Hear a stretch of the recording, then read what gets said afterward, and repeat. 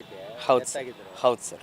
ನೀವು ಪರಿಹಾರಕ್ಕೆ ಇದು ಮಾಡಿದ್ದೀರಿ. ನಾವು ಪರಿಹಾರಕ್ಕೆ ಮಾಡಿದ್ವಿ ಸರ್. ಅದು ಪರಿಹಾರಕ್ಕೆ ನಾವು ಏನು ಡಾಕ್ಯುಮೆಂಟ್ಸ್ ಕೊಡಬೇಕು ಅದೆಲ್ಲ ಕೊಟ್ಟಿದ್ದೀವಿ. ಆದರೂ ಭರವಸೆ ಇವರು ಮೊದಲಿನ ಡಿ ಸಿ ಅವರು ಮನೆಗೆ ಬಂದು ನಮ್ಮ ಮಗು ಇದಾದಾಗ ಮಳೆ ಮರುದಿವಸನ ಬಂದು ನಮಗೆ ಸಂತಾನ ಹೇಳಿ, ನಮ್ಮ ಮಗಳು ಒಬ್ಬಳದಾಳೆ, ನಮ್ಮ ಮಗಳಿಗೆ ಸಂತಾನ ಹೇಳಿ ನೀನು ಚೆನ್ನಾಗಿ ಓದಮ್ಮ, ನಾವು ಏನು ಮಾಡಬೇಕು ಮಾಡ್ತೀವಿ ಅಂತ ಮಳೆ ಮರುದಿವಸನ ಬಂದು ಆಶ್ವಾಸನೆ ಕೊಟ್ಟು ಹೋಗಿದ್ದಾರೆ. ನಮಗೇನು ಪರಿಹಾರ ಬಂದಿಲ್ಲ ಸರ್. ಊರಲ್ಲಿ 20 ಲಕ್ಷ ಕೊಟ್ಟೋಗಿ ಡಿ ಸಿ ಬಂದು ಚೆಕ್ ಕೊಟ್ಟು ಹೋಗಿದ್ದಾರೆ ಅಂತಂದು ಅಪರಾಧ ಊರಾಗ ಹಬ್ಬಿಟ್ಟಿದೆ ಸರ್. ಅದು ನಮಗೆ ನೋಡ್ರೆ ಒಂದು 100 ರೂಪಾಯಿ ಬಂದಿಲ್ಲ ಸರ್. ಅಲ್ಲಿ ಕ್ಯಾನ್ಸಲ್ ಆಗ್ಯದಲ್ಲ, ಅದು ಪರಿಹಾರ ಬರಲ್ಲ ಅಂತ ಹೇಳಕತ್ತಾರಲ್ಲ ಅವರು. ಅದಕ್ಕೆ ಏನು ಗೌರ್ಮೆಂಟಿಗೆ ನಾವು ಅದನ್ನೇ ಬೇಡಿಕೆ ಅಂತಿದ್ದೀವಿ. ದಯವಿಟ್ಟು ನನ್ನ ಇರೋದು ಒಬ್ಬ ಮಗ ಇದ್ದ, ಆ ಮಗನ ಕಳ್ಕೊಂಡು ನಾವು ಪರಿಸ್ಥಿತಿ ದುಡ್ಕೊಂಡು ತಿನ್ಬೇಕು ಸರ್. ನಾವು ಅಂಥ ಒಂದು ಪರಿಸ್ಥಿತಿಗೆ ಇದ್ದೀವಿ. ಎಷ್ಟೊತ್ತಿದ್ರು ನಾವೇ ದುಡಿದು ಒಬ್ಬ ಮಗಳದಳ ಶಾಲೆ ಓದಿಸ್ತಾ ಇದ್ದೀನಿ.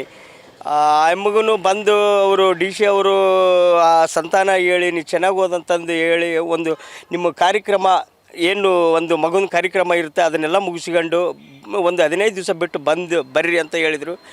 ಹೇಳಿದಕ್ಕೆ ಏನು ರೆಸ್ಪಾನ್ಸ್ ಏನು ಕೊಟ್ಟಿಲ್ಲ ಅವರು ನಮಗೆ. ಆವಾಗ ಭೇಟಿಯಾಗಿದ್ದೀವಿ ರೀ. ಇನ್ನೊಬ್ಬರು ಈ ಡಿ ಸಿಗೂ ಭೇಟಿಯಾಗಿದ್ದೀವಿ. ಭೇಟಿ ಆದರೂ ಕೂಡ ಅವರು ಕೂಡ ಇಲ್ಲ, ಅದು ಏನು ರಿಜ್ಯೂನ್ ಇಲ್ಲ ಅದಕ್ಕೆ ಅಂತಂತ ಹೇಳಿದ್ರಿ ಸರ್. ಇವರು ಕೊಡೋಕ್ಕಾಗಲ್ಲ, ರಿಜ್ಯೂನ್ ಇಲ್ಲ, ವಾಪಸ್ ಬಂದಿದೆ, ರಿಜನ್ ಇಲ್ಲ ಅಂತ ಹೇಳಿದರು. ನಾವು ಹೆಂಗೆ ಅಂಥ ಒಂದು ಗೌರ್ಮೆಂಟ ಈ ಥರ ನಮಗೆ ಒಂದು ಮೊನ್ನೆ ಇಲ್ಲೇ ಗಾಳೆಮ್ಮನ ಗುಡಿ ಹತ್ರ ಬರೀ ಕುರಿಗಳು ಒಂದು 8-15 ಜನ ಹೋದ್ವು. ಆ ಕುರಿಗಳಿಗೆ 20 ಲಕ್ಷ ಕೊಟ್ಟಿದ್ದಾರೆ ಸರ್. ಒಬ್ಬ ಮನುಷ್ಯನಿಗೆ ಮಾನವನಿಗೆ ಒಂದು ಮಾನ್ಯತೆ ಇಲ್ಲ ಅಂದರೆ ಇದು ಹೆಂಗೆ ಸರ್, ಹೆಂಗೆ ಬದುಕಬೇಕು ನಾವು? ಹೌನು ಸರ್. ಪರಿಹಾರ ಒಂದು ಗೌರ್ಮೆಂಟ್ಲಿಂದ ಯಾವುದೋ ಒಂದು ಸಹಾಯ ಮಾಡಿಕೊಟ್ರೆ ಅಂದರೆ ಬರೀ ಸುಳ್ಳು ಆಶ್ವಾಸನೆ ಕೊಡ್ತಿದ್ದಾರೆ ಸರ್.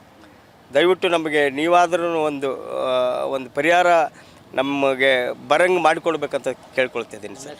ನನ್ನ ಸರ್ ರಾಮಣ್ಣ ಹಿಡಿಗಿರಿ ಸರ್. ಇಂದ್ರಗಿ ಗ್ರಾಮದ ನಿವಾಸಿ ನಾವು. ಒಬ್ಬ ಮಗಳದಳ. ನಾವು ಟೀಪುಡಿ ಇಂದ್ರೇಶ್ ಹಿಡಿಗಿರಿ ಸರ್. ನಾನು ಚಾಪುಡಿ ವ್ಯಾಪಾರ ಮಾಡ್ಕೊಂತ ಜೀವನ ಮಾಡ್ತಾಯಿದ್ದೀನಿ ಸರ್. ಬೆಳಗ್ಗೆ 5 ಗಂಟೆಗೆ ಹೋದವ 4:30-3 ಗಂಟೆಗೆ ಮನೆಗೆ ಸೇರ್ತಾಯಿದ್ದೀನಿ. ಕನಿಷ್ಠ ಅದೇ ವ್ಯವಹಾರ ಮಾಡ್ಕೊಂತನ ನಾನು ಜೀವನ ಕಳೀತಾಯಿದ್ದೀನಿ ಸರ್. ದಯವಿಟ್ಟು ತಾವಾದರೂ ಪರಿಹಾರ ಧರಿಸಿಕೊಡ್ಬೇಕಂತ ಕೇಳ್ಕೊಳ್ತಾ ಇದ್ದೀನಿ ಸರ್.